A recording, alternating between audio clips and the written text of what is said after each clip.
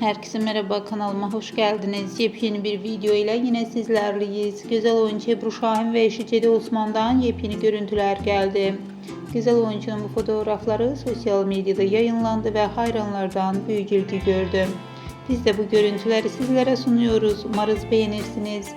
Videomu beğenmeyi, kanalıma abone olup bize destek olmayı lütfen unutmayın. Bir sonraki videoda görüşmek üzere. Hoşça kalın.